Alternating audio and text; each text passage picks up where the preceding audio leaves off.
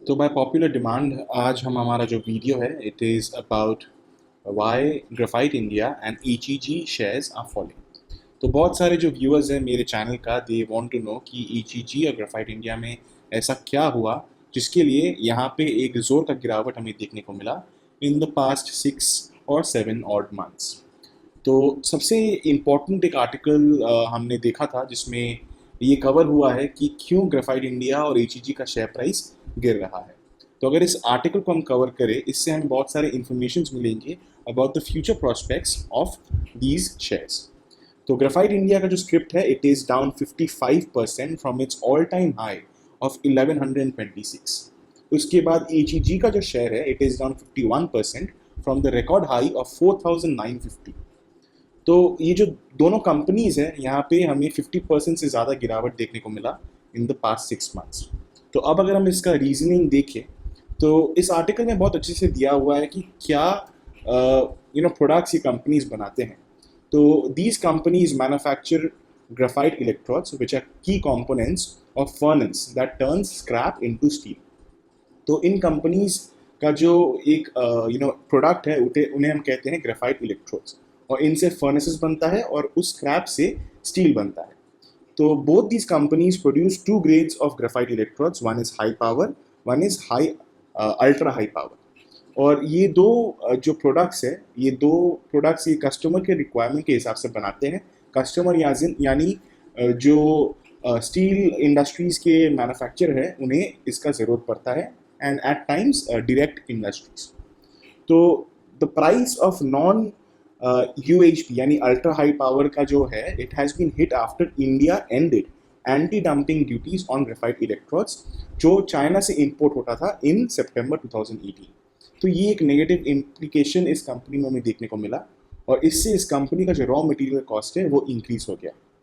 उसके बाद जो वीकनेस इन स्टील प्राइसेस है उसके लिए भी इस कंपनी का जो सेल्स है वो घट गया है, क्योंकि इस कंपनी का जो एंड प्रोडक्ट है उससे स्टील बनता है।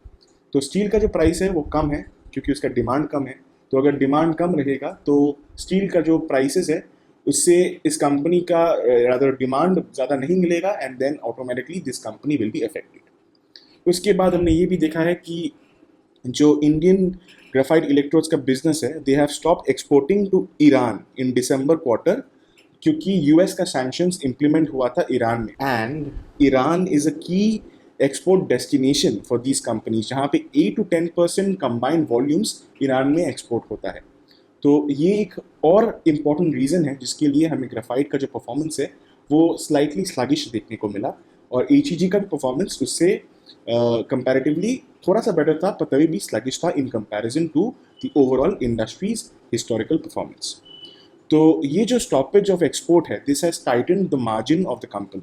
तो अगर ये कंपनीज का मार्जिन घट जाएगा because of all the sanctions, फिर स्टील का जो डिमांड है वो घट जाना, फिर ये बहुत सारे जो फैक्टर्स है जिसके लिए यहाँ पे हमें एक गिरावट देखने को मिला है इन मार्जिन्स, उस हिसाब से ये कंपनी का शेयर प्राइस भी एक नेगेटिव टेरिटरी में जा रहा है। उसके बाद हमने ये देखा है कि all the analyst specially the Macquarie research industry और कंपनी दे फील कि अगले 2 to 3 क्वार्टर्स ये कंपनीज का जो परफॉर्मेंस है वो बहुत ही स्लगिश रहने वाला है, यानी मार्च 2019 और दिसंबर 2018। तो दिसंबर 2018 का क्वार्टर का रिजल्ट हमें मिल गया है, पर मार्च 2019 का जो क्वार्टर का रिजल्ट है वो हमें देखना पड़ेगा कि क्या उसमें भी हमें एक स्लगिश रिपोर्ट्स देखने को मिलता है कि नहीं। तो अगर ऐसा होता है then again the stock will take a hit, और ये एक्सपेक्ट कर रहे हैं कि the stocks will again recover and again reach the all time high zones जब ये सारे जो फैक्टर्स है वो आस्ते आस्ते ईज डाउन हो जाए। और ये कंपनीज का जो डिविडेंड पे आउट है it is 5 to 6% dividend yield which is a positive sign, और हो सकता है कि अगले 4-5 क्वार्टर के बाद ये कंपनीज फिर से एक ग्रोथ ट्रेजेक्टरी में आ जाए। तो this is what both the industry is predicting as well as the Macquarie rating agency.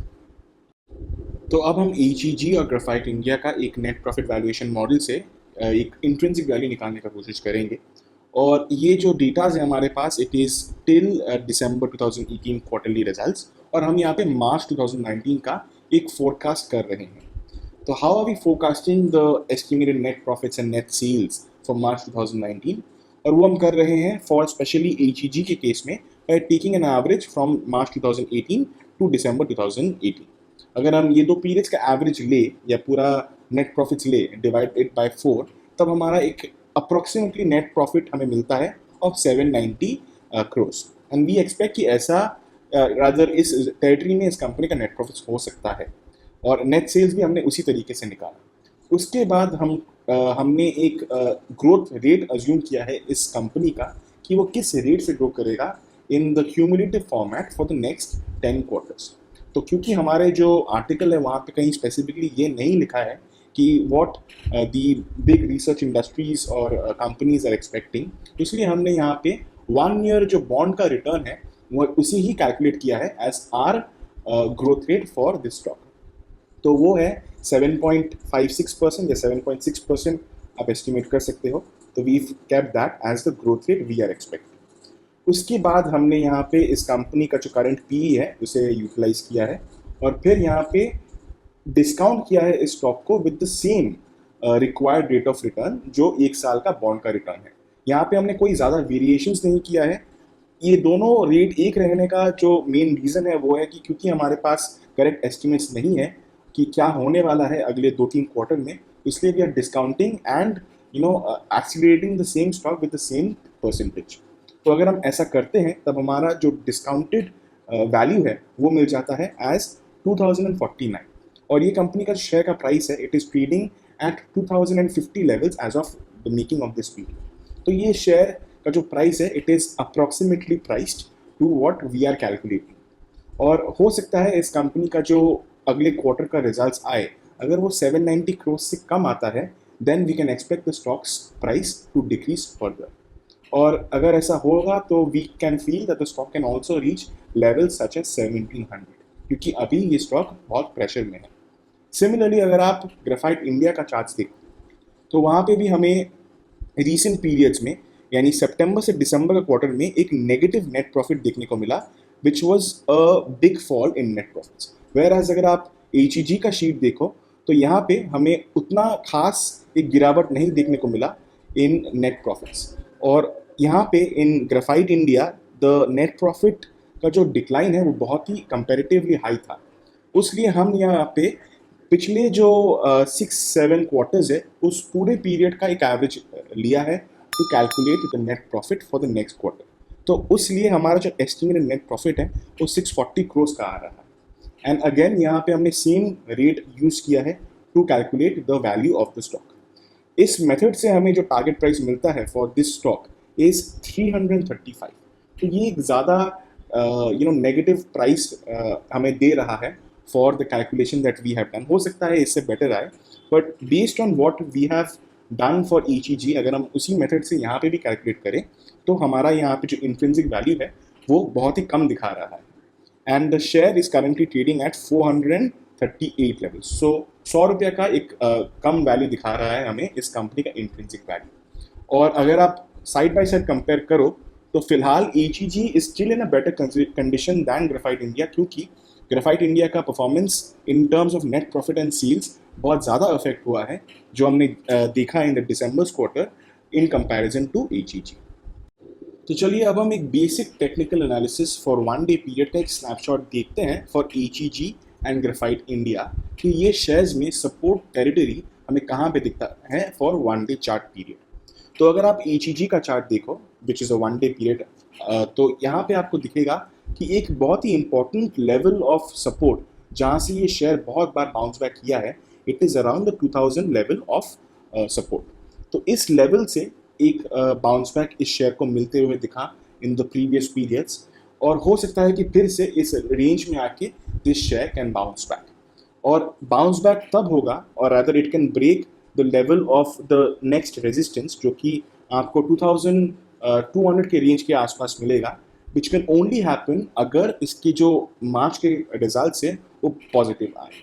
और सिमिलरली हमने ग्रेफाइट इंडिया में भी एक ऐसा कुछ देखते हुए रादर बनते हुए दिखा कि इस कंपनी का जो फोरकास्टेड प्राइस है अभी वो फिलहाल नेगेटिव टेरिटरी में है, और ये हो सकता है इस लेवल से जो कि करंट प्राइस है 438 का वहाँ से घट के ये 400 लेवल्स तक आ जाए।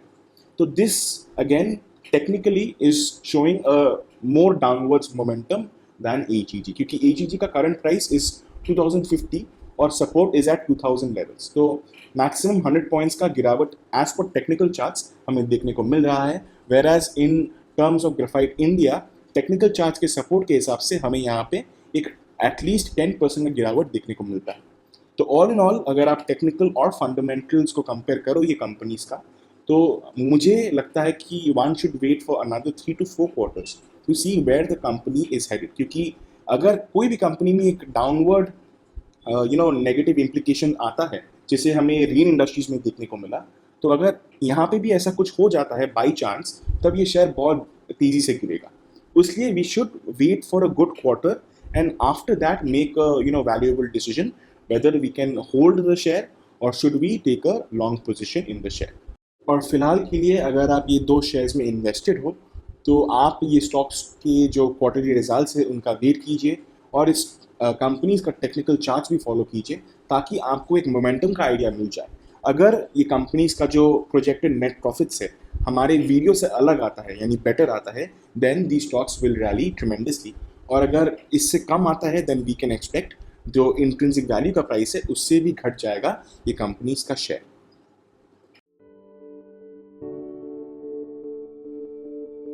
ये वीडियो देखने के लिए बहुत बहुत शुक्रिया। अगर आपको ये वीडियो अच्छा लगे तो ये वीडियो को लाइक कीजिए, चैनल को सब्सक्राइब कीजिए और बेल नोटिफिकेशन ज़रूर क्लिक कीजिए ताकि आपको इस चैनल के लेटेस्ट वीडियो के अपडेट्स मिल जाए। और अगर आपको फंडामेंटल एनालिसिस और टेक्निकल एनालिसिस के बारे में और सीखना है तो आपको इसी वीडियो के डिस्क्रिप्शन में वो सारे ट्यूटोरियल्स के लिंक मिल जाएंगे।